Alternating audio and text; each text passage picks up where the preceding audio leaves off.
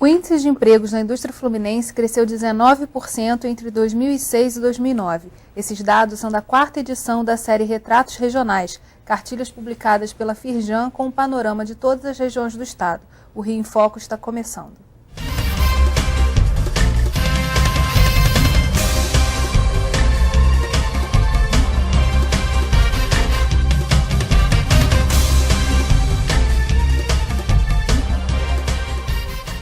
Para conversar sobre o mapeamento das vocações econômicas do Rio de Janeiro, estão aqui no estúdio Guilherme Mercedes, gerente de estudos econômicos da Firjan, Roberto Kaufmann, presidente do Sindicato da Indústria da Construção Civil, e Regina Malta, gerente de educação profissional do Senai Rio de Janeiro. Quais são os principais pontos apresentados nesse estudo da Firjan? O estudo da Firjan mostrou um grande crescimento da indústria e bastante diversificado. Acho que esse é o ponto interessante. O Rio de Janeiro, de fato, vem vivendo um bom momento, e isso fica claro no crescimento de alguns setores. A construção civil, obviamente, é um desses setores.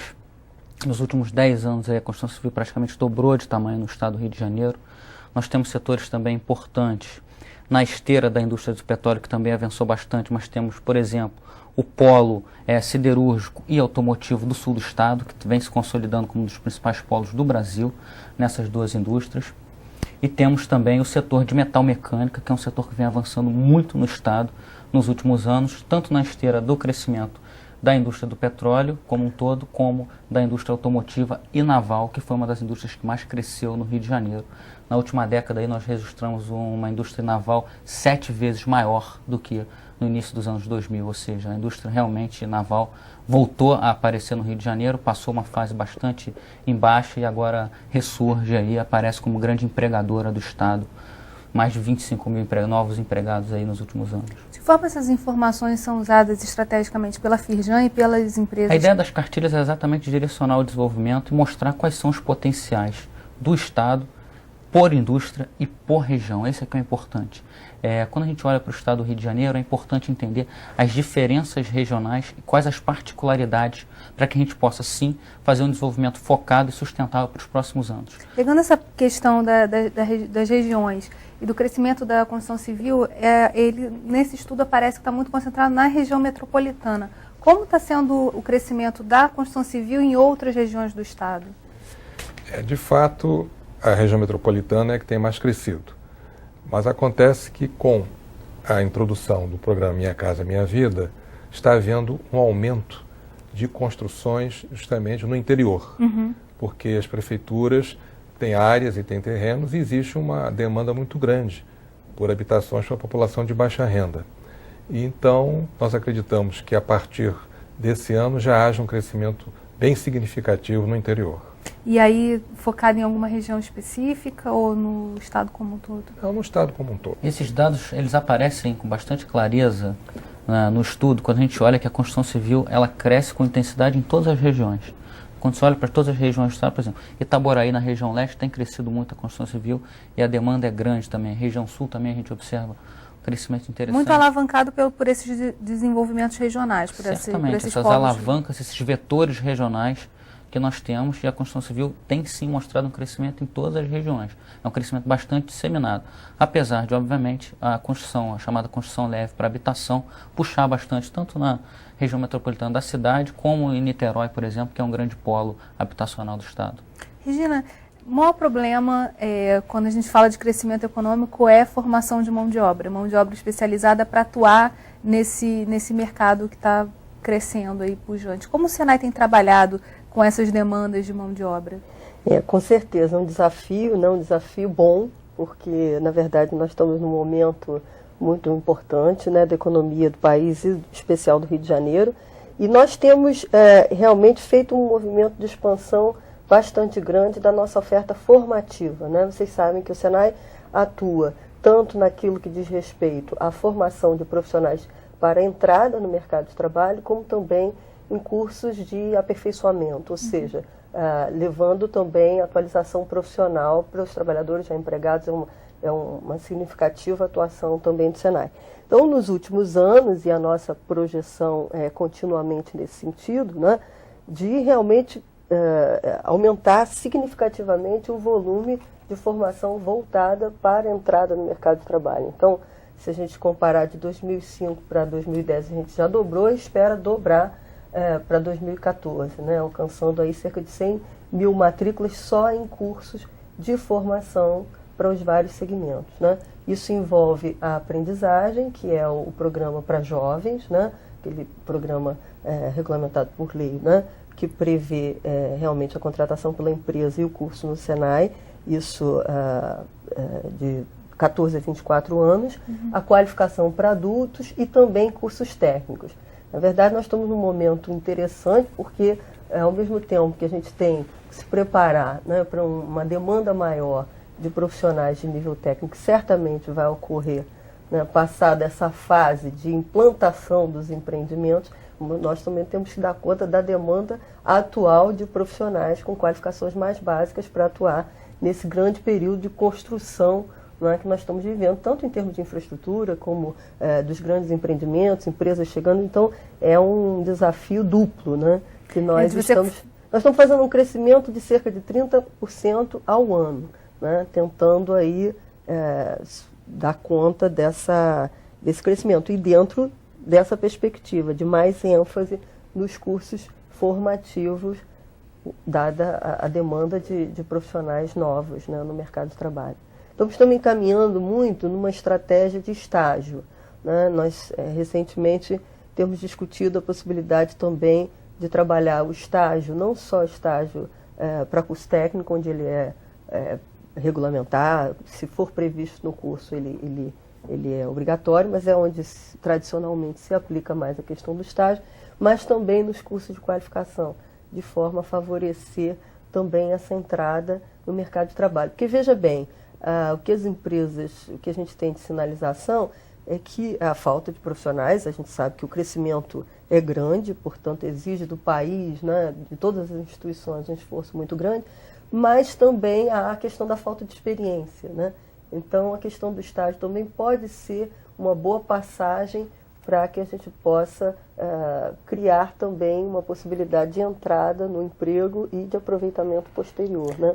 Na construção civil, essa questão da formação continuada é fundamental, né, Roberto? Perfeito. Nós, inclusive, temos parceria com o Senai, nos canteiros escolas, em que as empresas pedem o apoio e justamente o Senai manda seus instrutores e junto com o nosso Serviço Social da Construção para a formação de jovens para atuarem na construção civil. Isso é muito importante para nós. E temos notícias muito boas do Senai, que estão em vias de serem implantadas 2 escolas profissionalizantes. Uma na área portuária, né? Isso. E outra, se não me engano, na linha amarela, perto da Avenida Brasil, onde tem um número muito grande de jovens, moças e rapazes, que poderão ter justamente esse início de carreira para poder trabalhar na construção civil, que está demandando muita mão de obra. Esse ponto é fundamental na discussão, Geisa, e não à toa ele é foco da estratégia do sistema Firjan nessa capacitação profissional. Porque quando o mercado está muito aquecido, você tem 2 tipos de pessoas. Aqueles profissionais que estavam fora do mercado de trabalho estão sendo requisitados para entrar, e você tem 2 pontos aí, tanto os jovens quanto aqueles que precisam se requalificar, os jovens e adultos. Então, aqueles de primeira entrada ao trabalho, por isso a importância do estágio, e depois aquela reciclagem profissional para trazer alguns profissionais ou que estão fora do mercado de trabalho, ou que estão em outras posições que agora passam a ser demandadas por outras indústrias que estão crescendo pelo Estado. Então, a gente precisa ter em mente que a qualificação profissional precisa ser um processo contínuo, não só de botar as pessoas para dentro, como qualificar as pessoas que já estão no mercado, para que elas possam atender às diferentes fases do crescimento do Estado e as diferentes indústrias que vão se desenvolver aí nos próximos anos. Desenvolver novas indústrias para continuar crescendo. A gente fala sobre isso no próximo bloco. Não saia daí. Rio em Foco, aqui política e economia caminham juntas.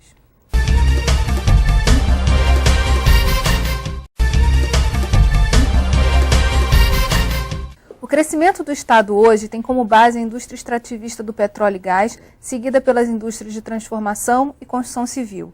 Guilherme, todo o processo tem uma curva máxima de crescimento e depois ele começa a se estabilizar. Em que parte dessa curva o Estado do Rio de Janeiro está hoje? Eu diria que a gente está longe da parte de estabilizar ainda. Na verdade, o Rio começou recentemente um novo ciclo de crescimento, em que tem muito importante esse ponto. Apesar da indústria extrativa ser o carro-chefe, é importante observar que a indústria do Rio é extremamente diversificada e não só em termos de atividades industriais, como distribuída pelo estado todo. Então a indústria extrativa é forte, de fato, só que somada às indústrias de transformação e construção civil, tem equivalência no PIB e em números de trabalhadores, em termos de força de trabalho, captação de empregados, não tem nem comparação. Enquanto a indústria extrativa emprega um pouco mais de 30 mil trabalhadores, nós estamos falando aí de indústria da transformação e construção civil empregando mais de 620 mil trabalhadores no estado. Então, a pujança da indústria da transformação e da construção civil é muito grande, sim, no estado, e tem essa vantagem de ter uma capilaridade muito grande que consegue gerar desenvolvimento em todos os cantos do estado. Na verdade, é importante, sempre se fala muito do segmento petróleo e gás, não resta dúvida de que ele é fundamental, mas o efeito é realmente na cadeia, né? Se a gente pensa na perspectiva que se cria, né, em torno dos novos investimentos na área de petróleo, na área metalmecânica, na construção civil, na construção naval, quer dizer, os efeitos para trás é que são significativos e criam realmente um movimento importante na economia, mas não circunscrito, né, à questão do emprego formal na área extrativa, né? E qual é o papel da construção civil na alavancagem dessa infraestrutura que é tão necessária para o desenvolvimento de todos esses polos? Ela é fundamental. Haja vista agora, há pouco tempo, na área do Comperj, né, com o apoio do Senai, né, foram formados uma quantidade imensa de jovens para trabalharem nas obras, e as obras de infraestrutura são fundamentais. O Arco Metropolitano, que é a obra, vamos dizer assim, mais importante, a meu ver, no Rio de Janeiro, está se desenvolvendo muito bem, e agora, além da infraestrutura, tem que ser feito planos diretores para aqueles municípios que são cortados pelo Arco Metropolitano, porque ali muita gente vai ter que morar por ali. Então tem que haver, inclusive, um avanço muito grande, não só na parte de infraestrutura, como na parte também habitacional. Isso é muito importante. O Arco Metropolitano é a obra fundamental para o Rio de Janeiro, que vai transformar justamente o porto de Itaguaí, talvez no maior porto da América Latina. Eu não digo nem do Brasil. Eu queria reforçar esse ponto, doutor Roberto, porque o Arco Metropolitano é fator-chave para o desenvolvimento da cadeia produtiva no Rio de Janeiro nos próximos anos, porque é ele que vai fazer a principal ligação entre as diferentes áreas produtivas do estado. E outro ponto importante levantado do Dr. Roberto é o planejamento urbano que se tem que ter para os próximos anos. Nós estamos falando de um adensamento populacional muito significativo em municípios que hoje são muito pequenos. Então é preciso sim ter um planejamento urbano focado na qualidade de vida dessa população. E a construção civil está diretamente inserida nisso. E outras indústrias também. Então, como os serviços industriais de utilidade pública, água e energia elétrica, por exemplo, é importante então uma coordenação de todos os setores para que a gente faça muito bem esse planejamento urbano para os próximos anos. O adensamento populacional desses municípios vai ser significativo, principalmente, como salientou, os municípios que vão do Arco, e aí a gente tem também aquele Superporto do Açu lá em cima. Então são dois vetores grandes que falam justamente nessa questão da habitação, né? De como isso vai mudar a configuração das cidades que hoje têm uma forma de se organizar e vão mudar completamente. Né? Nós, da Construção Civil, fizemos um convênio com a Secretaria de Ciência e Tecnologia do Estado, deputado Alexandre Cardoso, para aumentar as oficinas de formação de mão de obra. A ideia é eles terem várias oficinas espalhadas pelo Estado para formar pelo menos 15 mil jovens. Isso é importantíssimo para nós. É dentro do projeto CVT ou dos centros de vocação tecnológica? Perfeito. E com isso nós termos justamente não só rapazes, mas moças também, que hoje a construção civil tem muitas moças trabalhando para poder justamente avançar. E um detalhe importante, a construção civil ela não faz muita propaganda dos seus salários. Mas, para você ter uma ideia, o salário mais baixo da construção civil é praticamente R$900, que é o servente desqualificado. 900. Mais assistência médica ambulatorial, com hora marcada de graça e odontológica. Então, é importante ver que a construção civil, ela paga razoavelmente bem para começar a profissão. E os jovens que vão sair aprendizes vão ganhar em torno de R$1.200. Que é uma possibilidade de crescimento aí gigantesca, né? Eu acho que é uma grande oportunidade, né? Inclusive a Firjan também tem focado a questão do atendimento à construção civil para o pessoal das comunidades pacificadas, né? Nós temos aí uma estratégia de incorporação desses jovens nas várias áreas, mas inclusive a construção civil. E acho que o pessoal tem que aproveitar essa oportunidade, né, nesse momento em que a oferta de qualificação, nós vamos ter esse ano cerca de 30 mil vagas gratuitas em cursos de qualificação. Né? Há um esforço direcionado, além da aprendizagem, muitos cursos de qualificação direcionados, banco de interesse no Cine, o esforço que está sendo feito em relação às UPPs, nós estamos fazendo feiras de profissão com orientação profissional sobre várias áreas para sensibilizar a população que talvez esteja um pouco afastada dessa possibilidade do mercado formal, né, vivendo de trabalhos informais. E realmente é um momento de sensibilização das pessoas para as oportunidades realmente de trabalho no mercado formal. Tanto na região metropolitana quanto no interior. Quais são os principais cursos oferecidos pelo Senai no interior? Tem uma diferença? Na verdade, nós temos a área de metalmecânica como sendo a área em que nós atuamos de uma forma bastante ampla na maioria das unidades, considerando essa transversalidade, né, que ela tem com relação à questão de petróleo, a questão de máquinas e equipamentos, né, é uma área... A área de solda e a área de metalmecânica, incluindo produção metalmecânica e também manutenção de equipamentos, é uma área bastante presente em toda a rede. E a área de construção civil vem se expandindo também, um pouco no Rio de Janeiro, mas também já com uma oferta via os sindicatos, né, nas várias regiões. Nós estamos trabalhando sempre de forma articulada com as empresas ou os sindicatos regionais, né. A questão da eletricidade, a parte de eletricidade predial também tem um rebatimento importante na construção civil, eletricidade mais voltada para a parte de instalação, mas também é uma área bastante disseminada no sistema, né? Estamos trabalhando também com bastante foco na construção naval, né? Obviamente no leste fluminense, também em Angra dos Reis, né?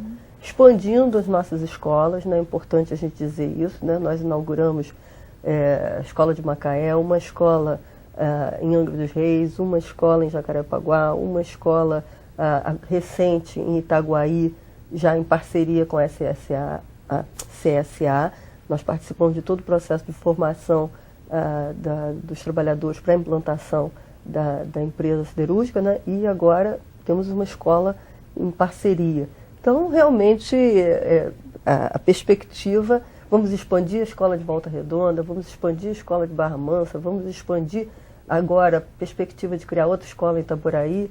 Temos as escolas de construção civil, ou seja, precisamos... Essa curva está mesmo subindo. Está né? crescendo. Daqui a pouco, Nova Friburgo se consolida como importante polo metalmecânico. A gente volta já. Rio em Foco aqui, política e economia caminham juntas.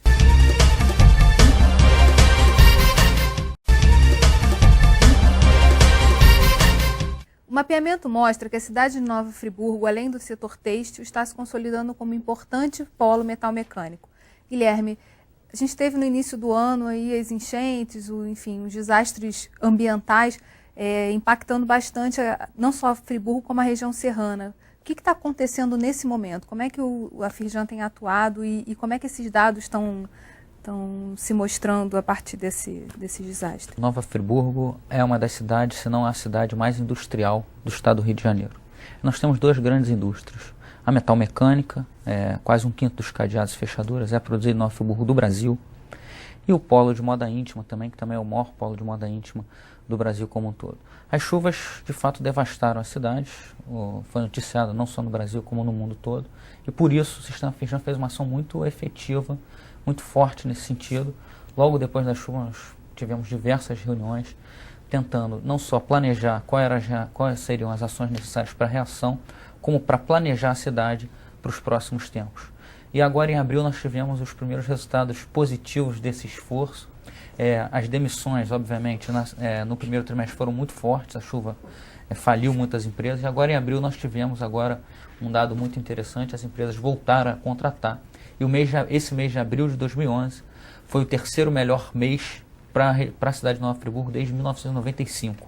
Ou seja, eles voltaram a se recuperar, as indústrias estão ganhando fôlego e voltando a contratar e gerar emprego e renda na cidade. Essa era a nossa maior preocupação, fazer com que a atividade econômica se recuperasse, por isso a importância dos financiamentos, não só do governo do estado via Invest Rio, como do BNDES, para jogar fôlego, jogar lenha nessa fogueira e fazer com que a indústria e o setor produtivo como um todo voltasse a contratar e gerasse renda para a população. Esse dado de abril realmente nos deixaram bastante satisfeitos. Aí. E são frutos de uma coordenação também de esforços que não ficou restrito ao poder público, mas que reuniu várias entidades, né, a própria indústria participando desse processo. Perfeito.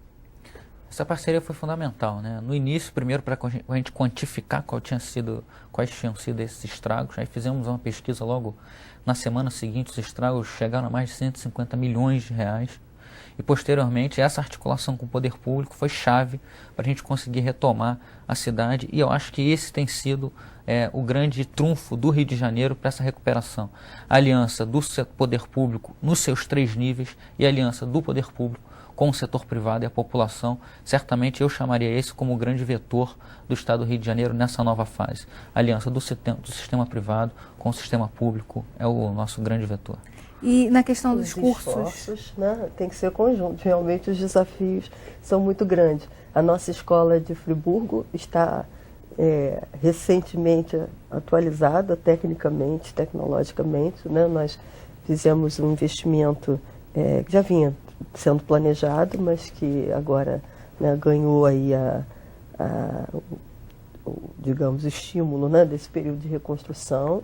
Né, a área de metal mecânica recebeu um investimento significativo, pena que as chuvas abalaram um pouco lá os novos equipamentos, mas já está tudo voltando a funcionar. Né? É uma escola também que atua fortemente nos 2 segmentos importantes da região, né, a confecção e a metal mecânica. E também abrimos lá uma frente de trabalho na área de construção civil, justamente também visando a motivação da participação das pessoas no processo de reconstrução da cidade. Né? Existe essa interligação, né, entre a indústria metalmecânica e a construção civil? Sim, a indústria metalmecânica de Friburgo é a maior fornecedora de ferragens para as nossas portas e janelas aqui no Rio de Janeiro.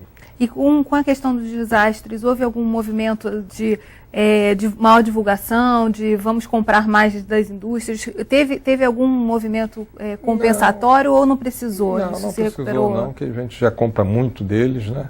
e de fato o que tem que torcer para que aconteça a recuperação o mais rápido possível e logicamente agora com essa escola de formação de mão de obra da construção civil para os jovens também lá passarem a ter uma profissão e começar a trabalhar no nosso setor.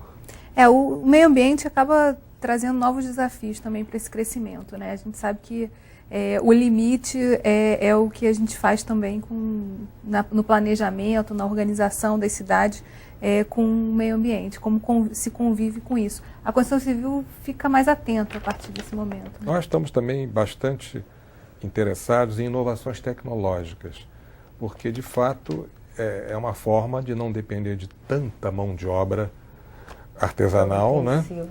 E estamos promovendo muitos contatos com empresas estrangeiras, com outras tecnologias, para nós podermos avançar bastante.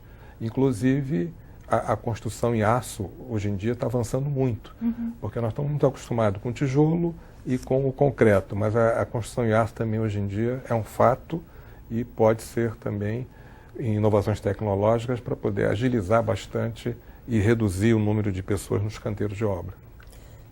Inclusive é bastante utilizado em outros países, né? Perfeito. Nós estamos recebendo muitas missões estrangeiras. Eu tive uma reunião com um grupo de empresários americanos que estão interessados em investir em parceria conosco, né? E montarem as suas empresas de produtos que eles acham que são muito avançados, nós temos que verificar aqui na prática. E também tivemos uma missão italiana de 45 empresários da construção civil, na semana passada, lá na Federação das Indústrias, no Centro Internacional de Negócios, já que a crise na Europa é muito grande, interessados justamente em parcerias. E eles estão querendo se instalar com algumas empresas no polo industrial, ali de Santa Cruz, com, lógico, aqueles incentivos que tem o Codinho, o Invest Rio, para poder justamente, em parceria conosco, termos inovações tecnológicas. Na questão construtiva, né? Perfeito, É um desafio num seminário que eu tive recentemente, se falou muito nisso, que as técnicas construtivas ainda eram muito arcaicas e que era necessário ter esse avanço. Com certeza, eu acho que isso é interessante para tornar o segmento menos intensivo em mão de obra e até aumentar a atratividade, né, do segmento para a formação, né? Porque certamente o avanço tecnológico, hoje a juventude toda fica muito impactada por essa questão do avanço tecnológico, né, com uma certa afinidade e uma certa atração, né, por tudo aquilo que envolve mais tecnologia. Então, realmente ser bem-vindo também, não só por até criar condições de agilidade, né, no processo da construção civil, mas até aumentar a atratividade, né, do trabalho no segmento. E também já temos recebido demandas, né, já estamos pensando em desenvolver cursos já, Dr. Kaufmann, nessa linha de pessoas, trabalhadores mais para a área de estrutura metálica, né? Então, montador de estrutura metálica, carpinteiro de estrutura metálica, nós ainda estamos estudando lá o título na CBO, mas acompanhando essas tendências que a gente também já percebe na construção civil. E nós vamos fazer, inclusive, um evento, o Dia da Construção do Aço, lá no sindicato, justamente com o apoio do Instituto Aço Brasil, para mostrar justamente para os empresários como é que é uma solução bastante viável e necessária. Está se consolidando a indústria siderúrgica, quer dizer, Lógico. fortalece ainda Muito mais bem-vinda para a movimento, estrutura produtiva do Estado, essa mudança Exatamente, tecnológica. é verdade. Que dia que vai ser? Vai ser no mês de julho, se não me engano, no dia 25. Então, entra mais metal mecânica, né? Porque será Isso aí. estruturas metálicas, solda. No próximo bloco, vamos falar sobre os gargalos criados pela cadeia do petróleo. Não saia daí. Rio em Foco aqui, política e economia caminham juntas.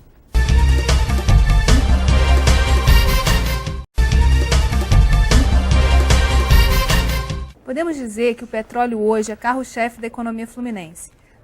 E o que isso traz de bom e de ruim para o nosso estado?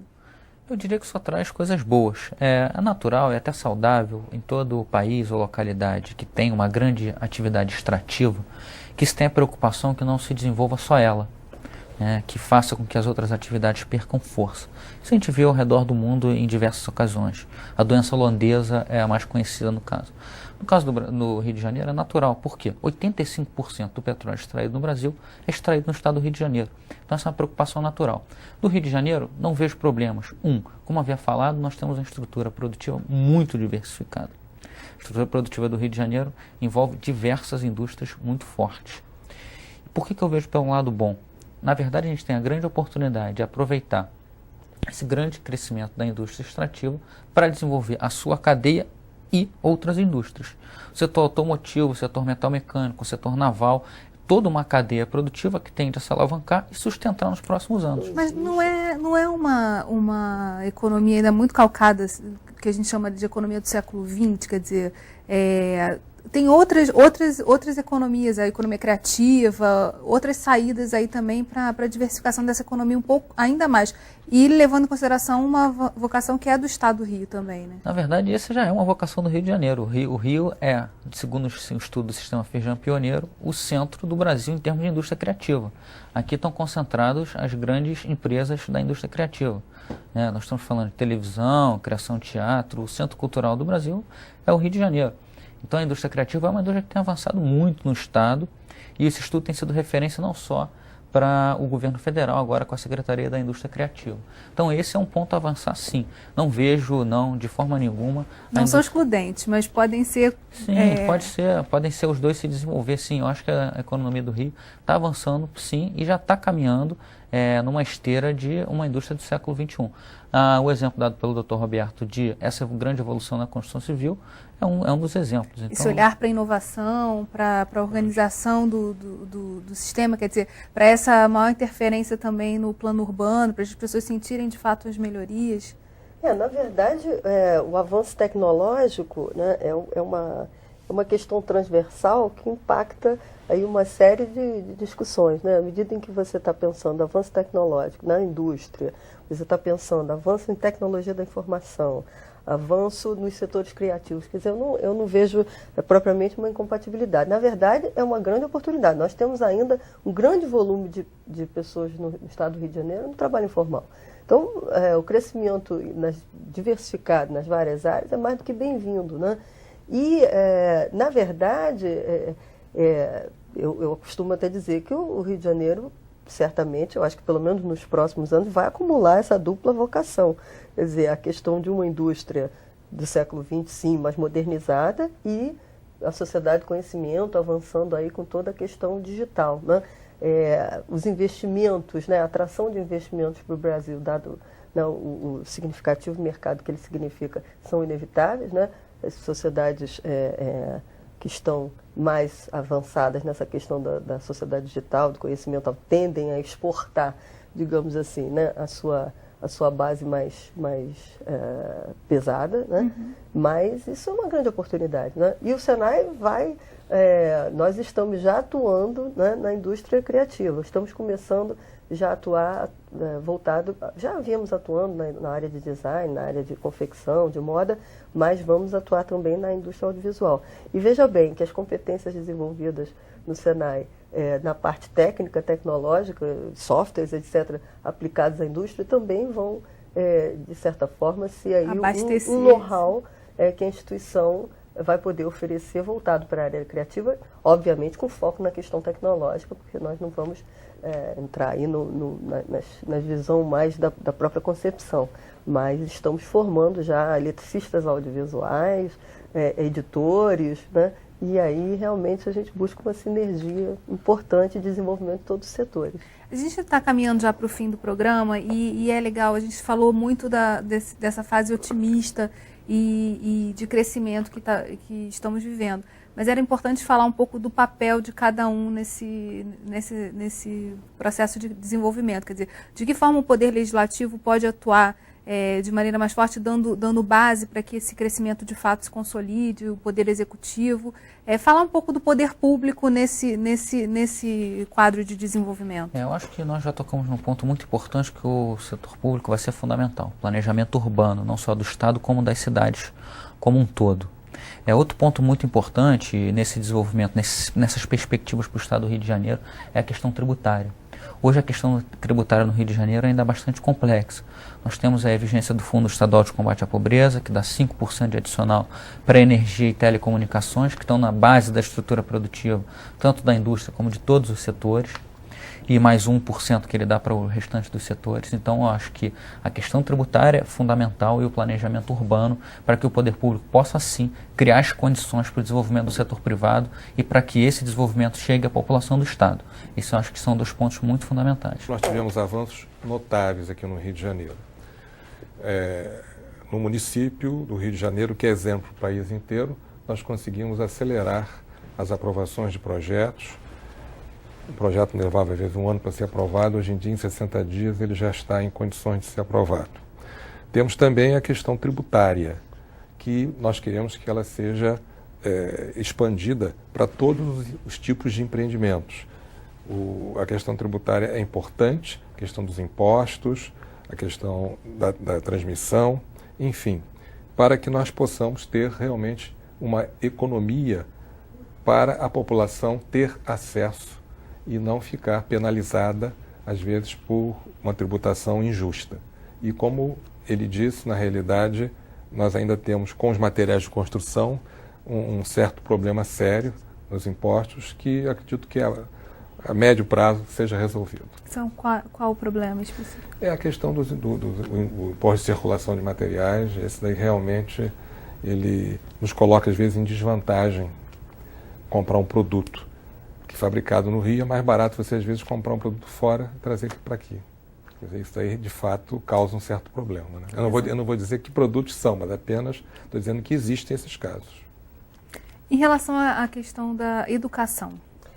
Bom, eu acho que realmente nós temos tido uma política bastante parceira, né, com relação de uns anos para cá, com relação ao governo do Estado, né? Nós estamos procurando direcionar os nossos atendimentos, não só considerando, obviamente, né, a dinâmica econômica do Estado, mas também em articulação aos projetos, né? O exemplo da UPP, por exemplo, é um exemplo. A gente procura reforçar, né, a política governamental de pacificação.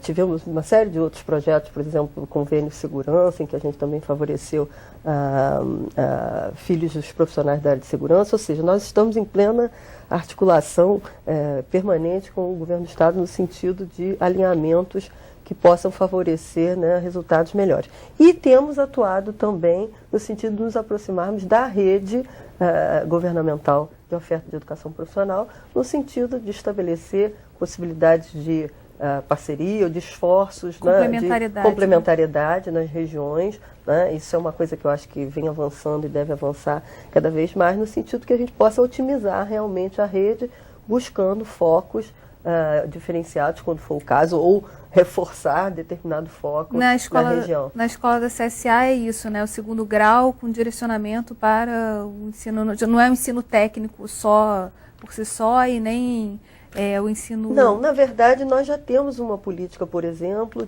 no nosso banco de interesse de vagas gratuitas, nós temos a clientela de alunos de escola pública, né, como sendo foco um dos focos do nosso atendimento em educação profissional. Né? Então, essa é uma ação. E outros desdobramentos existirão, está em discussão o Pronatec também, né, que vai ser um grande movimento aí, associando, né, a questão da escolaridade básica e a oferta de educação profissional. Né?